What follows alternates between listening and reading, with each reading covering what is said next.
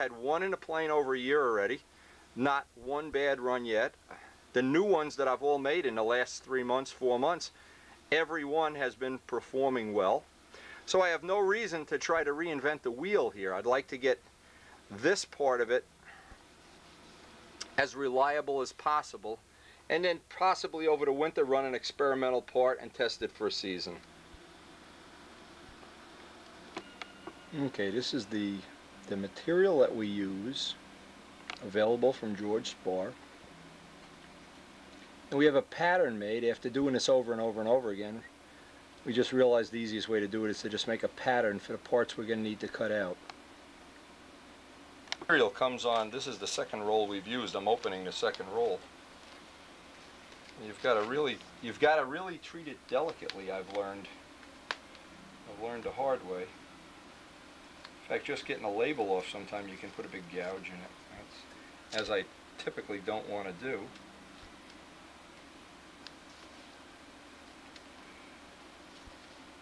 Now where George puts the tape, of course, you can't use it, so that inch you're going to throw away.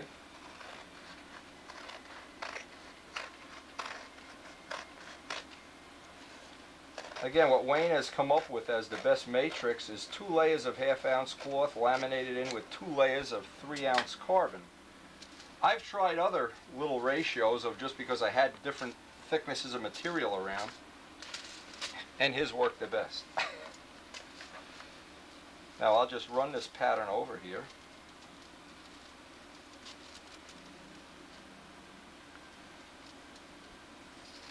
And if I want to make bigger than a 6 ounce tank, I just make the pattern an inch bigger.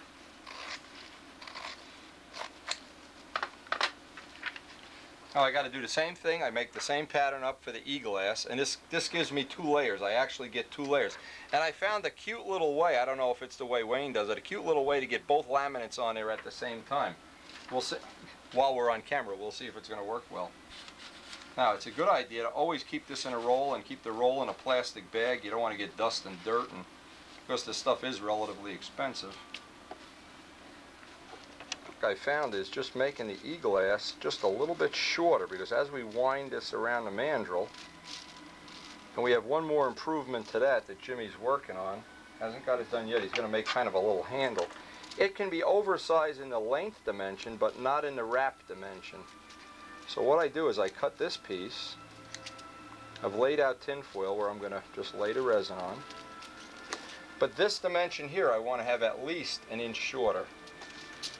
Because otherwise what happens is the last piece of e-glass sticks out over the edge and it makes for not a real quality looking edge, even though it doesn't hurt anything.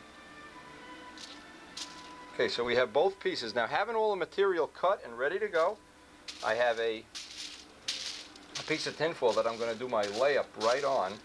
Just to make it easy, I got to put Mr. Bird, Peeps, you're in the cage. See, otherwise I've been here and the bird has come by and stolen the resin. The bird is in the cage, waxed, prepped, laid out. I get the clamps ready that I'm going to use. All the parts are waxed. I put them in the order that I'm going to use them in. Keep the scissors handy. Keep another pair of scissors handy that already is contaminated with this resin. Clamps all lined up because I have a limited amount of time to work. I don't have time to play. I have to get this into the mold and clamp the mold in a very, very, well, a realistic amount of time.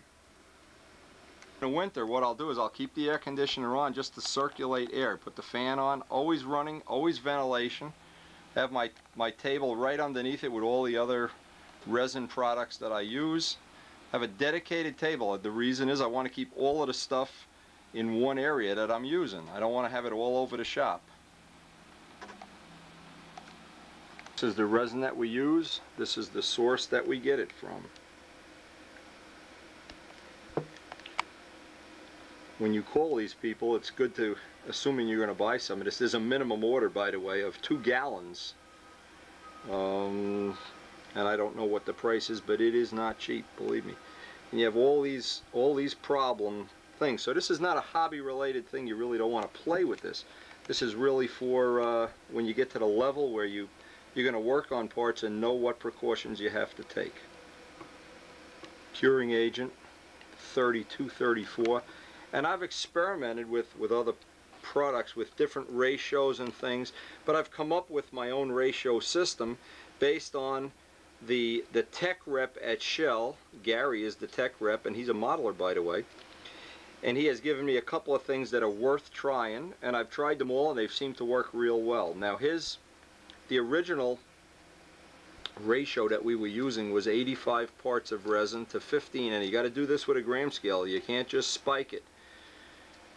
I originally started using 115 because I wanted to make the material thinner. That didn't work. And I came up with all these other ratios which I wrote down. None of them are worth anything. It's 85 to 15. That's the only ratio that works. At least works in my application. Another thing I did when I was making a carbon fiber fuselage, I was using this material, and I stirred the material with a wood stirring spoon somebody had given me. The material never cures. The wood absorbs the catalyst. So you want to stir this. This is worth a couple $100, just that one, and let alone the cost of the tape. Anytime you mix EPON, if you're making a prop, a cowling, a fuselage, a wing, whatever parts were made, we have video on how to make all those parts. You always want to use metal to stir it. And I would highly recommend the 85 to 15 ratio. Good starting point, unless you're going to do some experimenting on your own.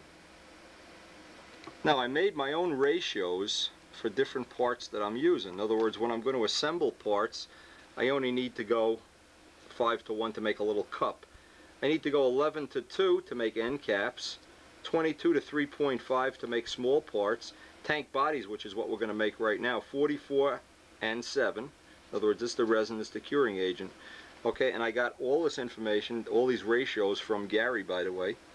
And then once the parts are cured, we oven cured them 212 degrees for 2 hours. And after we assemble the parts together, and the tank is in one piece and it's totally together, I re-cure it at 212 for 2 hours so that cures the glue joints. Obviously, a shortcut is, because I'm running the oven virtually every day, I pre-cure some of the parts just to make them a little more stable. Not necessary. You could wait till you're done with the tank and then pre-cure everything in one shot. I wouldn't want to use my kitchen oven at the same time there was a roast in the oven, but in my case I have a dedicated oven out in the garage that I can control the temperature on. Now, a way to make this easy on yourself is always have the ratios all figured out ahead of time. I mark up these little, these you buy in a beauty supply place. They're for hairdressing stuff and shampoo or whatever. And I always mark the catalyst with big red tape or red or something so I know. Because there have been times, and it's typically late at night, I'm working into the early morning hours, I want to do one more layup, and I'd mix the catalyst with the wrong, this would be the, and you know, I'd say, oh, no good. No good. So the first thing is to zero out the scale with the cup in place. That's usually about 3. And this is my way of and it's worked well. And then I'll take the resin and basically go to 47. Because I know how much resin ahead of time I'm going to use, and because this stuff is expensive, you sure don't want to just be mixing.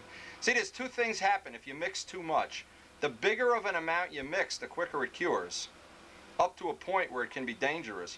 And I've seen, I've done it myself. I've left extra resin in a cup and not been paying attention when it started to cure off, and it'll just go up in smoke. It's really dangerous, and it's toxic to breathe the fumes, of course, so you don't want to do that either. Anyway, as soon as that scale starts to move, we know we have our 44. Then we'll add 7. We'll stir it with a steel stirrer. By the way, that tip is worth its weight in gold. When I called Gary and said my part never hardened, "What's up?" He said, "I'll bet you stirred it with a wooden stirrer." And he was right. Anyway, the people at Shell Oil, I'll mention this, they have a tech line, and Gary is the guy that answers the phone. They are more than glad to discuss your project. I found them to be very helpful. Gary in particular. Now I need to go 7, so this goes to 54.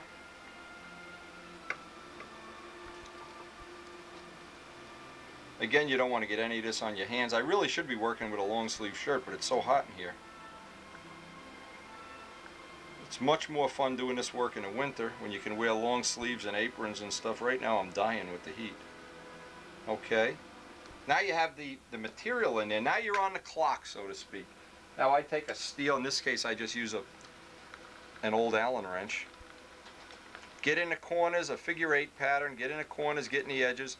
When you think it's stirred and it looks uniform, it'll take a little bit of a cloudy appearance. Stir it 2 minutes more.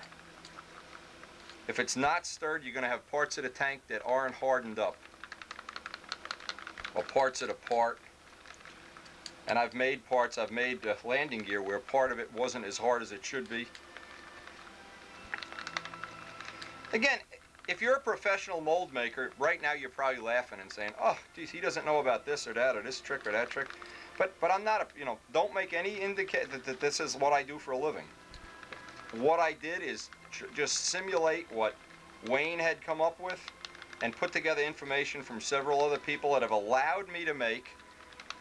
And I think it's safe to say that there's nobody in the world has more molded parts than I've made. Wings, fuselages, flown them in the top 5, crutches, motor crutches, wheel pants. And I've done it as a challenge. I've done it because I enjoyed a challenge. And I'm not as challenged by duplicating the same plane over and over again as some people are, even though that certainly would win you more contests. I'm challenged by learning the technology. Now, I need to get a brush, and this is ready to use, and we are on the clock. The resin is already stirred. Do I bother to put a brush in it? I've tried stirring it with a brush, and I was a little bit skeptical that the brush hairs would absorb some of the catalyst and change the ratio. Again, I'll re-stir this even though I've stirred it. You never can stir resin too much. Now, I don't know if Wayne has a little bit different way of doing this.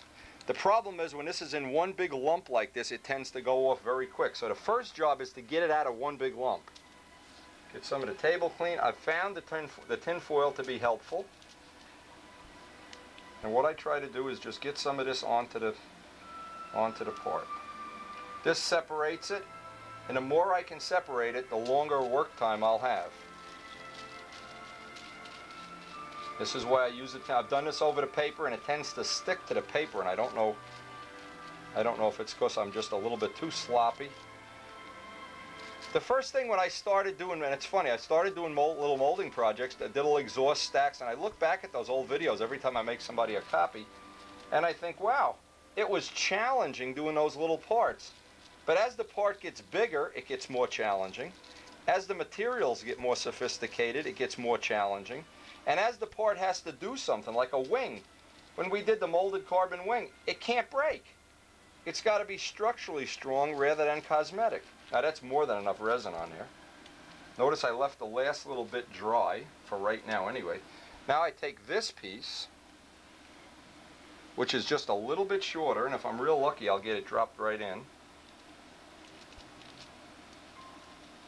Okay, and it's a little bit shorter than its carbon part, because as we wrap this, it's going to wrap like, I don't want it to end with e-glass. I want two layers of each. I lay this out in the resin mix. Make sure I don't have any dry spots whatsoever. Right about now is when the bird would come over here and take this and run off with it. I'd be turning around and the stuff would be gone. And I'm afraid it is toxic stuff, like I said. Now we've got that mix real nice. Now I have to decide what size tank I want to make. One edge has to hang off, and it's the edge that we hammer out. So I will typically take this corner, lay this up around here,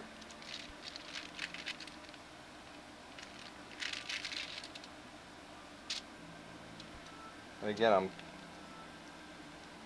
being very careful. This material is delicate. Delicate and expensive, a bad combination. And I'm just going to wrap it, kind of drop the foil away from it. As I wrap it, pull it back. Try to get out of the only air in there. The more the air I can get out before I actually put this in its shell. Put a little bit of tension on it as I wrap it, but not much.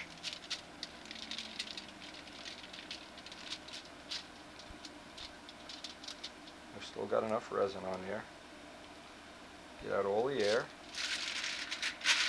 And it took me a couple of times to figure out. I tried wrapping the two e-glasses first and then the two carbons. I just had problems with that. It didn't work as well as I thought it should. Now I'm to the end. Now I know I've ended with, can't really show this on the camera. I know I've ended with the area that I want to end with. It's that I don't have any of the e-glass sticking out, so I can just wet that last little piece. If I did, I'd have to trim that off. The first couple times I did it, I wound up having to trim that off.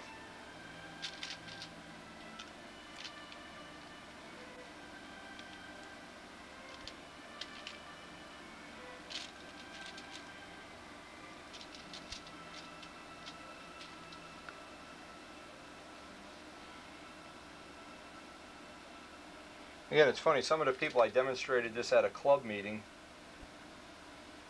and some of the people had no idea how long it took to do this. They thought this was like, oh, you just look at the mold and then the material walks across the table and jumps in the mold. Lots of luck, pal. So now, we're not concerned about the resin on the outside. What we are concerned with, want to get a nice even pull here. We want to leave enough hanging out one side of this. In fact, I got it upside down.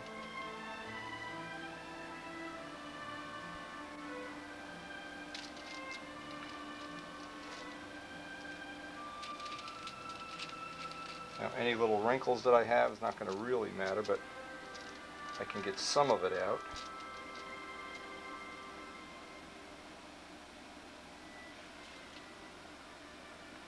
Getting some of the air bubbles out seems worthwhile. Now I need to take the other half of this.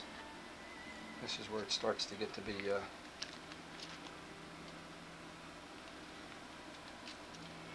just close it up by hand.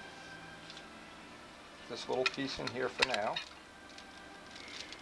Let it sit even. We need one side sticking out. Otherwise we'll never get that piece out.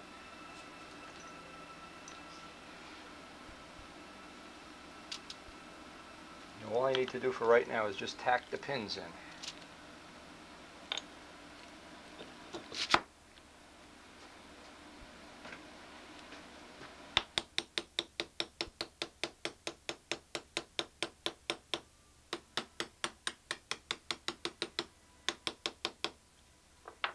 Piece is in all the way, and it is. Looks like we're going to have a good layup here.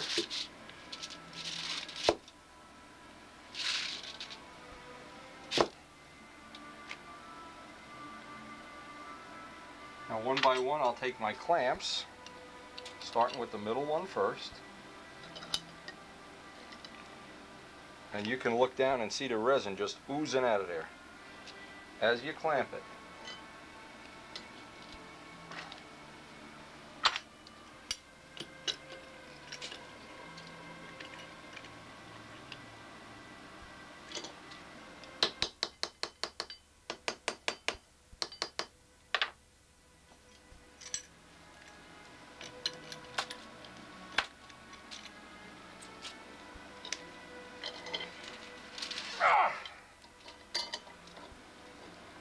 Good.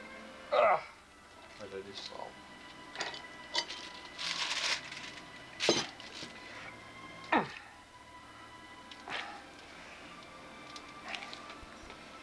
Now you can get a look at, I don't want to touch the camera while I have the gloves like this. You can see how much resin has oozed out. Now what we have to do now is, it's just going to take a second, is I need to make a piece.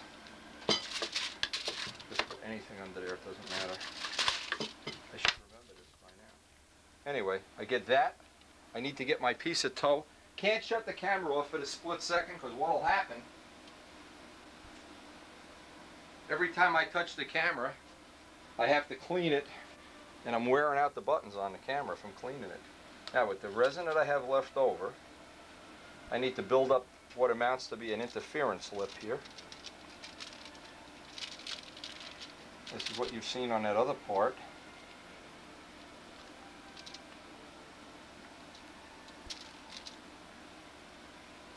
And what this does, this just holds the piece in place.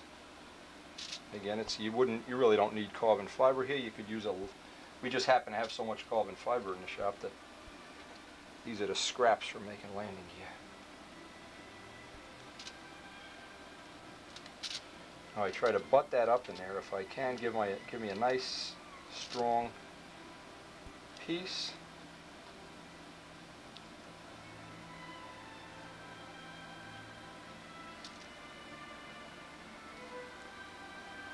Right now, that's ready to dry.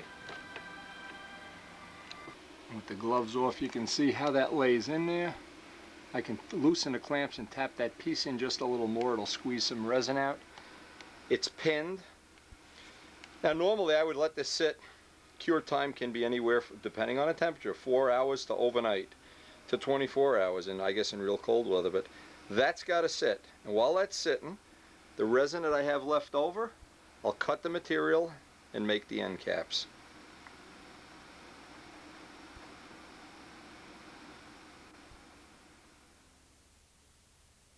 Now if we've worked real quick, the resin will still be in a liquid state. We can kind of fill these little pockets up. We have 2 end cap molds. We made the original one Jimmy made just so we could run a prototype at a machining wax. Machinable wax, I should say, and that worked. We got 20 pulls, 25 I guess out of it, a few anyway, and then it died. It started chipping, so we know for long range we're going to need this. Now again, we need 2 layers of carbon fiber.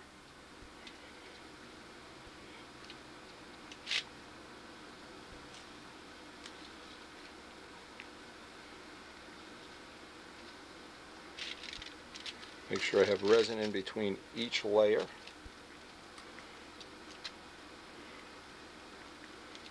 And once we get all these parts done, we're just going to let them cure.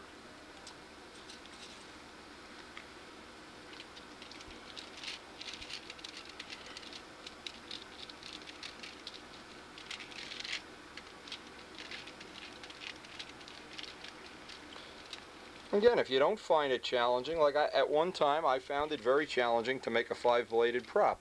Nobody had ever done it. It seems like I'm attracted to things that nobody else has either wanted to do or been able to do. I'm not sure what that implies, but it's certainly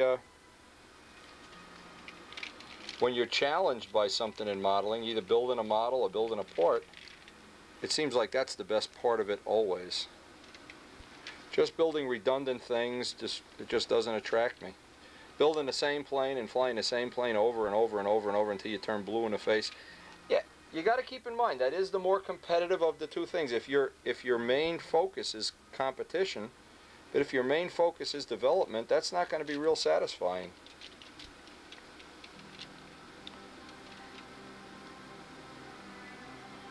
I have all these parts pre-cut, of course.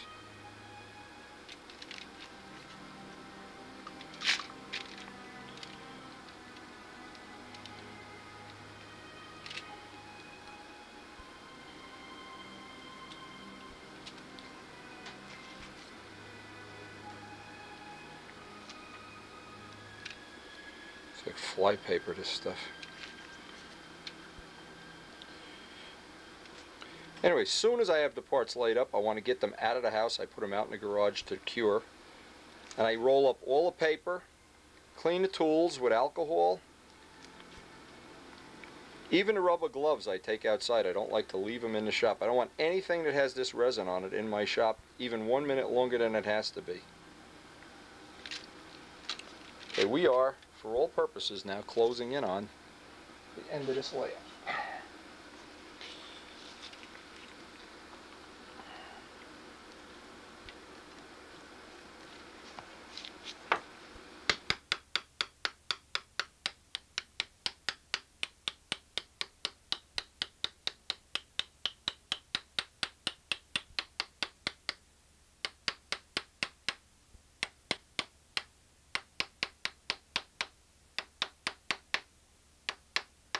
Needless to say, I'll put 2 C-clamps on this, one over each piece.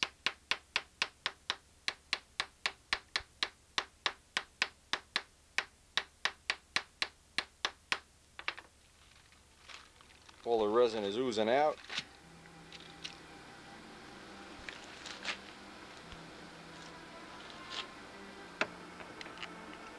Now the parts should be dry by now. Usually if you just let them dry overnight, it's the best. Dry, cure, whatever you want to use that. I need to make a little bit of a work area here because we're going to pull these molds apart. And this can sometimes be a little bit labor intensive. Sometimes it just goes relatively smoothly, but I always like to work, because we have a glass table, work with plenty of newspaper on it. Now the little mold, it's easy to see that we've squeezed out most of the resin. So I'll just remove the pins, and usually I can get a small hammer to do that. And sometimes it's murder getting it apart. Depending on how much cleaning we've done to the pins. Oh, there goes one, right into the eyeglasses.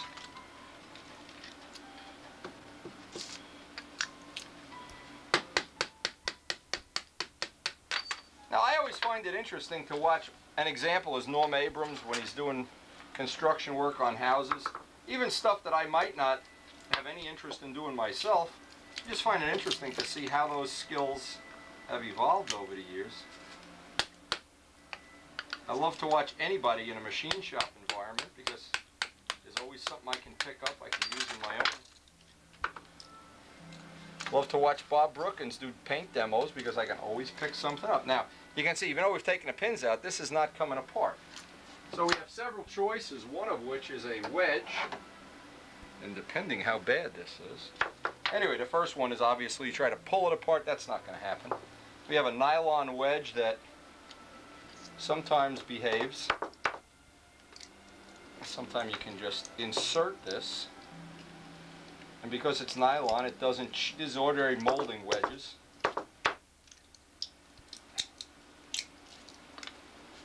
The first time you're ever molding parts and you can't get the mold apart, it really makes you crazy, and you think, oh no, Mr. Bill.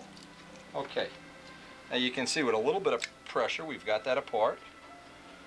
Sometimes you do, sometimes you don't need pliers to get this out. Oh, as I said, you always need pliers. There we go. This one kind of wrapped around. This is probably a little difficult. Let's see if we can get a long blade on this. We actually could make the pattern smaller for this. It's just that when you make the pattern smaller, you still get the same amount of pieces out of a length of this material. Oh boy. Oh, there we go. And as I said, they always come off just perfectly evenly. It's never a problem. This is why it's nice too if you have the sides of the mold cleaned up. And we'll do a good cleanup before we do the next layup. But anyway, that completes our end caps. We'll clean the mold up later, because we want to get the next, see, there's several steps to making a tank.